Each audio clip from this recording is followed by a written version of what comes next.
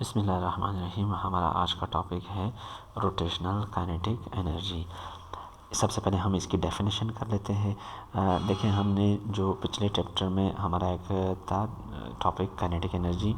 Kinetic energy क्या था? Kinetic energy is equal to half mv²।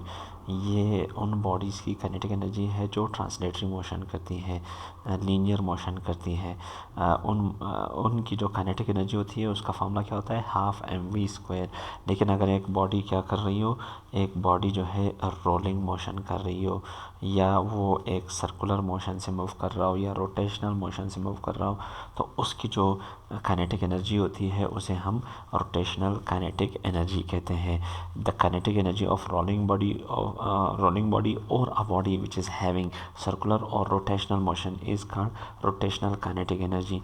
अब इसका जो फार्मूला है वो क्या है? Kinetic energy rotational is equal to half I⍵²।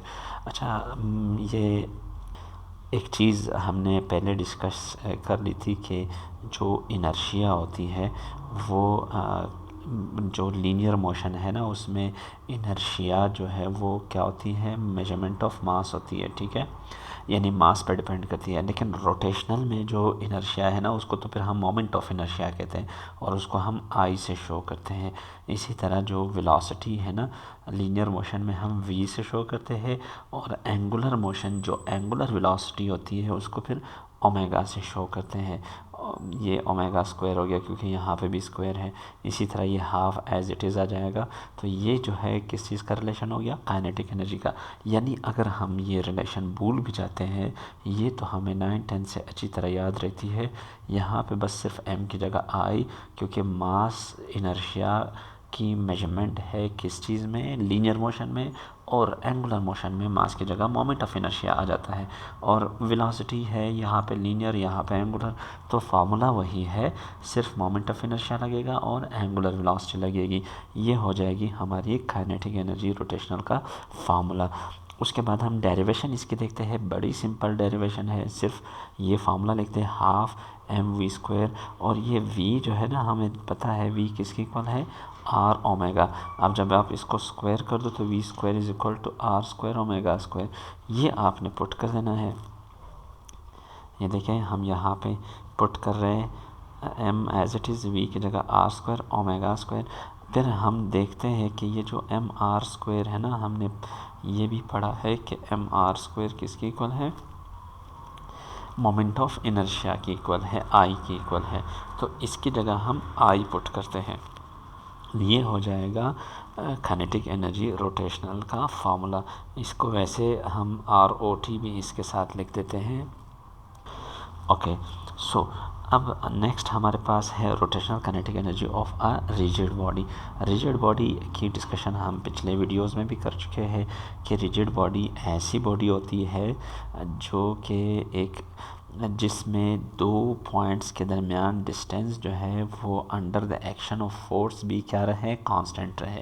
यानी अगर आप इस पे फोर्स लगा दें तो ये ए बी के दरमियान डिस्टेंस तब भी जो है इसी तरह रहेगा, इसमें कोई चेंज नहीं आएगा। लेकिन अगर इसकी जगह आप कोई क्लॉथ उठा ले, कपड़ा उठा ले, उस पर आप जो दो पॉइंट्स के दरमियान है कोई फोर्स लगा दे, तो वो जो डिस्टेंस है दो पॉइंट्स के दरमियान वो फिर वही नहीं रहेगा, चेंज हो जाएगा।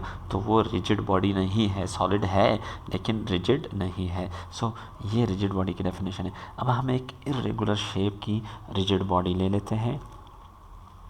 ये मैं ले रहा हूँ एक इर्रेगुलर शेप की रिजिड बॉडी। अब ये इर्रेगुलर शेप की जो रिजिड बॉडी है, यहाँ पे एक पॉइंट है, इस पॉइंट के अराउंड जो है ये ऐसा रोटेट कर रहा है, क्लॉकवाइज या एंटी क्लॉकवाइज जैसा भी हो, सही है।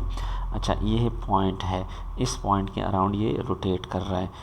तो यहाँ पे जो लाइन बनेगी इसे एक्सिस ऑफ रोटेशन कहेंगे हम। अच्छा, अब हमारे पास इसमें डिफरेंट पॉइंट मासेस है।